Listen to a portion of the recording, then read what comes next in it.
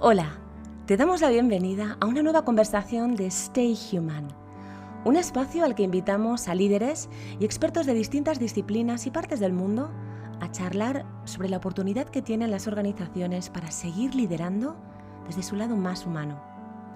Stay Human es un llamamiento impulsado por Picnic, LIC y DDB para instar a las organizaciones a que sigan siendo tan humanas como han demostrado que son capaces de ser. Empezamos.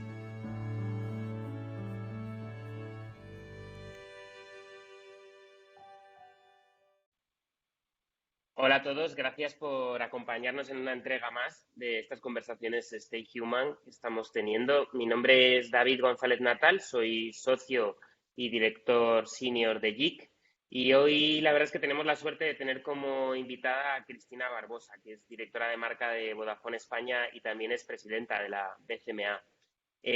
Cristina es licenciada en Derecho Jurídico Empresarial por la Universidad CEU San Pablo y cuenta con una trayectoria profesional de más de 20 años. En octubre de 2013 se incorporó a Vodafone, pero antes había sido directora de Servicio y Estrategia de Marketing de Citibank España, también había estado en Aldeasa y antes de eso en Gillette. Así que sin más, paso a saludarla. Cristina, muy buenas, ¿cómo estás? Hola David, muy buenas, ¿cómo estáis? Pues estoy encantada de estar aquí con vosotros. Muchísimas gracias por tenerme. Igualmente, te quería empezar preguntando, porque la verdad es que cuando sacamos Stay Human, inmediatamente nos escribiste diciendo qué guay, vamos a hacer algo juntos. Nosotros ya habíamos hablado de que nos apetecía mucho que tú participaras de esta conversación que es Stay Human. Te quería preguntar qué te llamó la atención de Stay Human cuando lo viste. A mí siempre, cuando algo me llama la atención así en nuestros sectores, siempre por lo mismo, que lo hablamos tú y yo muchas veces, que es por el insight que tiene detrás, ¿no? Lo primero que pensé es, durante todo el confinamiento, tuve permanentemente ese pensamiento de cómo conseguimos que esto permanezca. ¿Cómo conseguimos? Llevamos 5 años hablando de marcas con propósito, con más intensidad, con menos intensidad, marcas que lo hacen mejor, marcas que lo intentan y marcas que lo hacen peor o se equivocan tal. Y hemos hablado mucho de este tema, pero siempre ha sido, a mí me ha parecido siempre un tema muy forzado, un poquito forzado. Ya hablamos tú y yo también de eso. ¿Qué ocurre? Que ocurre de manera orgánica y natural durante el confinamiento. Entonces, durante todo el confinamiento decía, ¿cómo podríamos encapsular esta sensación, este sentimiento y darle continuidad? Porque la mente humana es tremenda, ¿no? Pues nos vamos de vacaciones, cuando volvemos a la semana nos hemos olvidado. Entonces yo pensaba, Dios, esto se va a acabar y nos vamos a olvidar de todo esto, sin haber sacado algo bueno. Entonces me pareció la plataforma perfecta para encapsular ese momento para las marcas, ese acercamiento de las marcas al humano, darle recorrido y continuidad. Entonces me pareció, cuando veo cosas tan brillantes, inmediatamente respondo, porque quiero más de esas. Oye, comentabas tú ahora precisamente, Cristina, sobre lo que hemos hecho y hemos aprendido y cómo no perderlo. Y quería preguntarte, ¿qué has aprendido tú de ti misma, personal o profesionalmente, durante este confinamiento? Pues he aprendido cosas más profundas y cosas como más ligeritas, que no todo en esta vida es profundo, porque bastante profundo era todo el tema en sí. He aprendido que puedo estar encerrada, que si a mí antes me lo dicen de que ocurra, te digo, ni de broma. O sea, no, soy una persona terriblemente independiente, muy callejera y muy relacional, muy social. Y cuando al principio, cuando lo enfrentamos, porque además lo fuimos enfrentando como a trocitos, pues nos encerramos 2 semanas, luego ya más, luego fue a más, ¿no? Y cuando acabó todo esto, dices, bueno, Cristina, todo está mal, no está mal, pero si me lo hubieran contado antes, te hubiera dicho horror. No sé, he aprendido eso, ¿no? Que es bastante frívolo. También he aprendido eh, que vivo muy rápido, que doy por supuesto muchas cosas y que estoy demasiado conectada. Y eso es algo que también me gustaría encapsular, con alguna otra cosa que lleve más adelante, pero eso es algo que también me gustaría encapsular. Esa tener capacidad de parar el tiempo, de pararte a pensar qué es lo que estás haciendo, de soltar toda la conexión y de conectar contigo misma, ¿no? Decías tú antes de lo que hemos hablado que muchas veces sobre dónde tiene legitimidad y dónde puede aportar una marca desde esa perspectiva del propósito. Habéis anunciado hace unos días que Vodafone cedía sus soportes de publicidad exterior a los negocios del barrio y yo luego recordé que en una conversación que tuvimos hablabas de esa vuelta al barrio, de devolverle a la gente del barrio, de los negocios, lo que nos han aportado. ¿Por qué crees que Vodafone tenía que estar ahí o tiene que estar ahí en este momento? Qué buena memoria tienes, David. Voy a procurar que no decir nunca nada malo porque te vas a acordar. Tienes muy buena memoria. Correcto. Nosotros hemos estado muy conectados a la empresa y sobre todo a la pequeña empresa durante todo el confinamiento. Nuestro posicionamiento es de partner de las empresas, es el posicionamiento que tenemos. Y lo cierto es que eh, íbamos sacando un montón de artículos en el observatorio Vodafone de la empresa con respecto a cómo lo estaban viviendo, cuáles eran las amenazas para el microempresario y conectamos muchísimo con ellos a través del contenido y lo que respondían al contenido. Total, que cuando nos planteamos lanzar una campaña de apoyo al microempresario y al pequeño comercio, porque queríamos desde Vodafone, desde ese rol de partner real, lanzar una campaña diciendo, vamos, venga, vamos, que esto vamos a superarlo todos juntos, pues surgieron los 1500 insights, que estoy cerca del team, que si me pongo en tu lugar, que si me pongo en tus zapatos, bueno, clásicos y no tan clásicos, hasta que vivimos con el insight real. Y es qué mejor que hacerles una campaña para que la gente vuelva, una vez sale a la calle, a ese pequeño comercio que tanto nos ha dado durante esta pandemia, que tanto han arriesgado y que han estado ahí al pie del cañón, ¿no? Y nos pareció, surgió natural, fíjate, es una de esas ideas, hay ideas en Vodafone que cuestan venderlas que no veas. El jefe del jefe del jefe, lo normal de todo, ¿no? Esta idea tuvo un fluir natural, no nos encontramos con nadie en el camino, nadie que tuviera la más mínima duda al respecto, con lo cual la empresa al completo se unió a este movimiento y estamos muy contentos porque creemos en ello de verdad. Muchas veces hay que andar lo que se dice, walk the talk, que dicen los americanos, porque, bueno, es la mejor manera de demostrar que estás para ellos y que les entiendes. El otro día teníamos el segundo webinar de Stay Human y participaba en él Joan Roca y decía una cosa que a mí me gustó muchísimo. Planteaba esta situación desde la perspectiva de la oportunidad y decía que era un momento para reinventarse, que existía una oportunidad real como nunca de reinventarse. Y yo te quería preguntar, Cristina, ¿en qué crees eh, que debería reinventarse tu compañía en este momento? Y todavía más complicada la pregunta, ¿en qué te gustaría que nos reinventáramos como sociedad? Pues mira,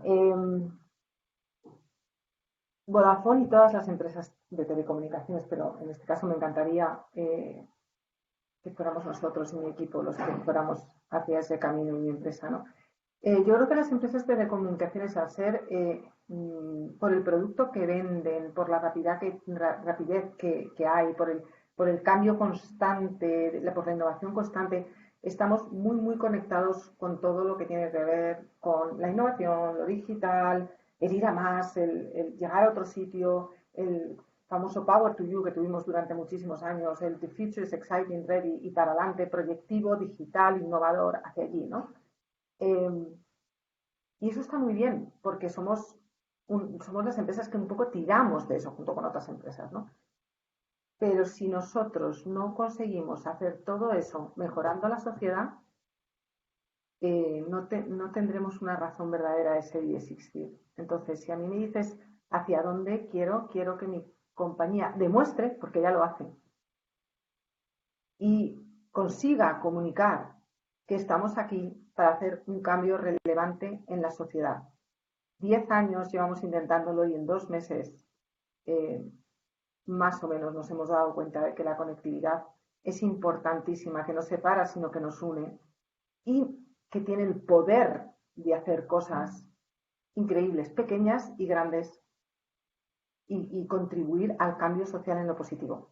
Por ahí es por donde me gustaría que, o sea, no quiero decirte humanizar, porque además es redundante con vuestro hashtag, pero es una mezcla entre humanizar, pero no humanizar para el individuo, sino para la sociedad. Por ahí va mi mente, más o menos. No, sé que es un poco etéreo. Y desde el punto de vista de la sociedad, Uf, em, a mí me gustaría que esta sociedad hiperconsciente permaneciera un poquito, una sociedad un poquito más consciente. Em, y cuando digo más consciente, no solo con lo que nos afecta a nosotros, sino con lo que no nos afecta, ¿no? Esa sociedad hiperconsciente con los mayores, ¿sí? Que las personas mayores, por ejemplo, no pueden aprender de digital y por lo tanto conectarse más y estar más acompañados cuando hay una soledad muy grande en muchos de ellos, ¿no? Por ejemplo, estoy poniendo un ejemplo, me encantaría que permaneciera. Y en lo que más me toca a mí, porque todo el mundo dirá, por las sociedades de aquí y desde allá, ¿no? Para mí, la inclusión digital. La inclusión digital. No hablemos de el que podía ser un poquito digital y ahora es un poquito más. No, no. Hablemos de personas que no tienen la capacidad de tener un buen acceso digital, que no tienen las herramientas porque son de un estrato social donde es más complicado. Educación digital para niños que tampoco tienen esa oportunidad. Mayores, personas en riesgo de exclusión, personas con discapacidades. La inclusión digital es una asignatura tan pendiente. tú llevas, ahora te cambio el sombrero al otro que tú tienes también, que llevas mucho tiempo siendo embajadora del Branded Content al ser presidenta de la BCMA. Y una de las cosas que hemos visto, o yo por lo menos he visto durante este tiempo, es que todas las marcas, parece que muchas han descubierto el contenido y el contenido a veces de utilidad en mitad de esta crisis por las propias coerciones que ponía la situación de que no podían hacer el business as usual, ¿no? Y es lo que les quedaba y la situación. ¿Tú qué les recomendarías? Tú que no solo como presidenta de la BCMA, sino que desde Vodafone tienes un track record súper extenso de grandes proyectos de branded content, ¿qué les recomendarías a esas marcas que afortunadamente o que definitivamente han empezado a apostar por este formato durante la crisis? Eh, o sea, desde luego en esta pandemia ha habido momentos de profundísima tristeza y profundísima responsabilidad social, pero en todo en la vida, incluso en los peores momentos, siempre hay rayos de luz y cosas que nos llegan, ¿no? Ayer leía en Twitter que hay una persona que me decía, y me he levantado echando de menos el aplauso de las 8, ¿no? Una persona que decía, y yo lo pensaba y decía, está. O sea, y en cuanto al terreno publicitario, para mí esto ha sido un rayo de luz. Es que nos han forzado a hacer contenido porque obviamente no era el momento de atacar con una marca, ni muchísimo menos, ¿no? Y creo que hay cosas maravillosas que han surgido, pequeñitas y grandes, pero las más pequeñitas es que me enternecen de una manera especial, ¿no? Porque, bueno, estoy harta de decir que esto no es un tema de presupuesto, es una manera distinta de hacer las cosas. ¿Yo qué les diría? Les diría constancia, perseverancia, resiliencia, que es súper importante, porque muchas veces es mucho más cómodo y todo el sistema publicitario está engrasado para volver a lo que sabemos, conocemos y hacemos muy bien, ¿no? Entonces, nos hacemos ahí el contenido de utilidad, el contenido de entretenimiento, es tan potente a la hora de hacer crecer una marca que no nos salgamos de ahí, por favor, perseverancia, constancia. Y para esto hay dos cosas fundamentales muy frías y muy racionales. Perseverancia y constancia es muy bonito, muy del libro de management, ¿no? Medición y escucha. Hemos sacado ese contenido y ¿qué ha pasado? ¿Quién lo ha escuchado? ¿Qué hemos aprendido? Miramos otra vez la gente. ¿Qué presupuesto? ¿Presupuesto? Pon tu contenido en las redes sociales y mira a ver qué pasa. ¿Cuánta gente habla de él? ¿Cuánta gente lo comparte? ¿Cuánta gente lo ve? Ponlo en orgánico. ¿Qué ocurre? ¿Qué ocurre? ¿Qué se da? ¿No? Y aprende de ello. Entonces, en sí, las redes sociales es un estudio de mercado. En sí, si lo ponemos ahí, ¿no? Hombre, pues hay más exactos, por supuesto. Si eso no ocurre, hay incluso herramientas gratuitas de cuestionarios gratuitos. En el mismo Stories te puedes hacer una encuesta, si quieres, de tu contenido. Entonces, perseveremos y sobre todo, ya que lo han hecho, escucha, medición, ¿Para qué? Para seguir avanzando en esa perseverancia. Si no ha salido, por favor no perdáis la oportunidad de aprender de por qué no ha salido. No perdamos esa oportunidad, que eso es oro molido. Una de las conclusiones que lo hablábamos con Borja Semper el otro día de la situación que hemos vivido es que curiosamente lo público ha cogido una dimensión muy grande, como es lógico, pero no la ha cogido a costa de lo privado. Lo privado, las empresas, las compañías también han crecido en una responsabilidad y en una exigencia por parte de la ciudadanía de respuesta muy grande. En ese cruce y en este momento que vivimos, eh, si tú te pusieras delante del gobierno, que quizá ya lo has hecho, lo vas a hacer, y te preguntaran dónde deberían centrarse los esfuerzos de la recuperación, ¿qué les dirías? Que miraran a dónde. Yo creo que hay un primer nivel, pero lo voy a decir porque sé que es obvio, pero es que no quiero obviarlo, que es todo lo que tiene que ver con todos los aprendizajes que a nivel sanidad nos ha arrojado esta crisis. Y eso para mí es un foco fundamental porque las vidas de las personas están por encima de cualquier cosa. Entonces, para mí, por encima de cualquier cosa, incluso por supuesto de la economía, etcétera, etcétera. Con lo cual creo que hay que hacer un repaso muy importante y obviamente yo te voy a hablar, porque si a mí me preguntan, yo no me puedo quitar el gorro que yo tengo. Estoy segura que si preguntan a un virólogo les diré una cosa, pero dentro de mi gorro, a cómo la tecnología puede ayudarnos a, si no evitar, paliar este tipo de situaciones. Creo que hay bastante que hacer por ahí, por ese camino. Y lo segundo, para mí hay que mirar, y vuelvo a decirlo en la inclusión digital, esta crisis nos deja que resulta que nosotros al día siguiente nos declaran servicio esencial ahí con el pan, el agua y fármacos, ¿no? Servicio esencial. Entonces, como servicio esencial, eso es un gorro de una responsabilidad brutal, brutal. Entonces, ¿por qué es eso? ¿No?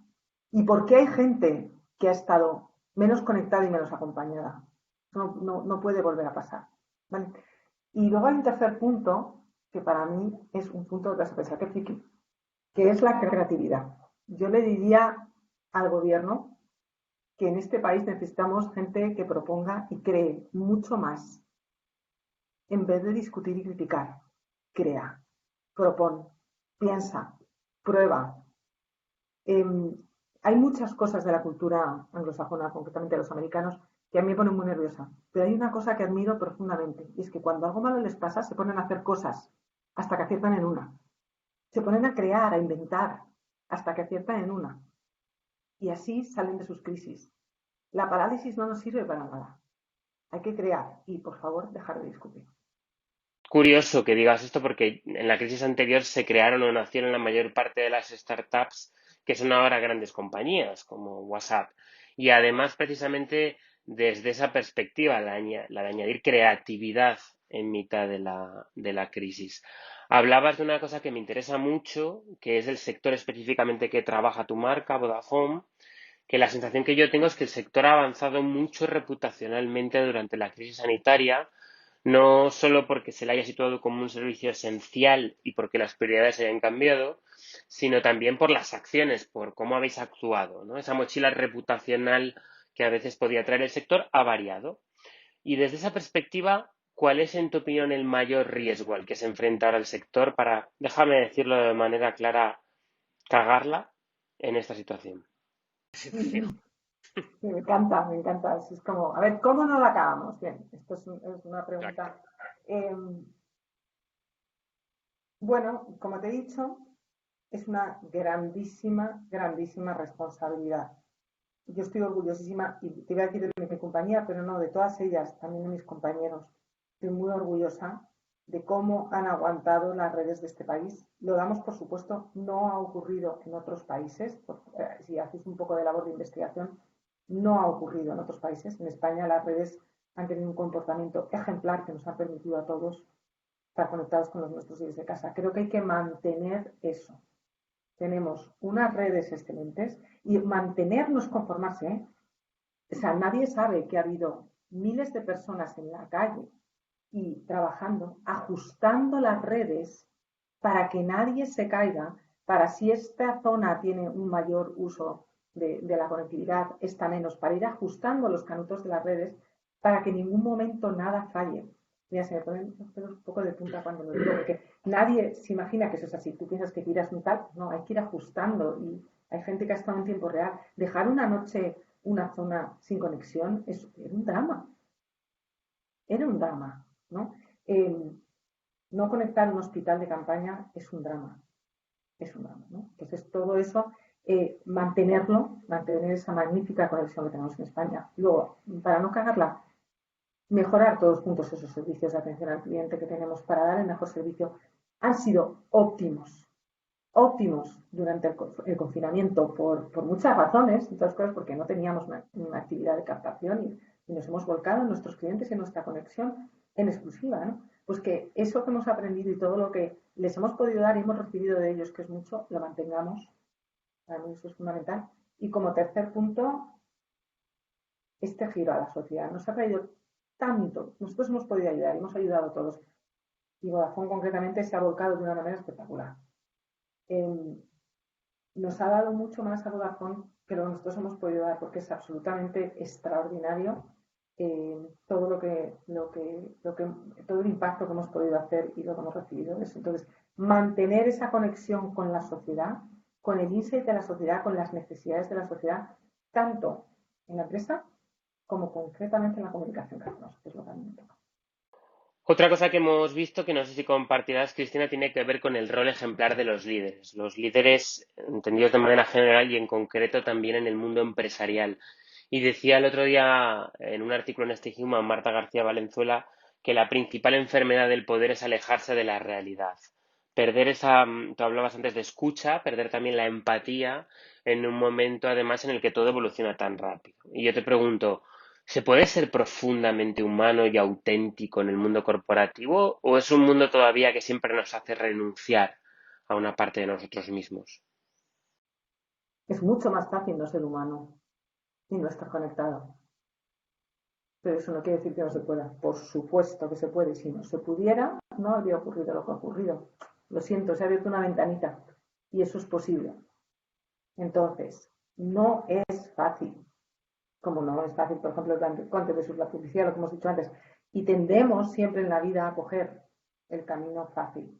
Pero hay muchísimos ejemplos de líderes con un lado humano y con una proyección hacia la sociedad, que han volcado empresas enteras hacia la sociedad, pero desde hace muchos años, y podemos irlos definiendo, que nos dice que puede ser. ¿Es más complicado? Sí. Tiendes a tener unos objetivos que te pesan mucho, empresariales que te pesan mucho y contra los que tienes que hacer delivery, por supuesto. Pero se puede hacer mirando a la sociedad, escuchando, siendo empático. Si es que todo empieza por escuchar. Si es que el problema es que hay muchos líderes que no escuchan. Es que, discúlpame que vaya a esto porque no sé lo que has preguntado, pero es para ponerte un ejemplo, ¿no? Estamos en medio de una pandemia donde hay en los hospitales muriéndose. Yo estoy rodeada de 5 hospitales en mi casa. Y cuando salía a aplaudir veía las ventanas de los hospitales. Era una pena profundísima, ¿no? Y yo pensaba, ahí hay gente que lo está pasando francamente mal. ¿Y qué veíamos de nuestros líderes? Una pelea constante. Hay que escuchar, que no es lo que necesitamos.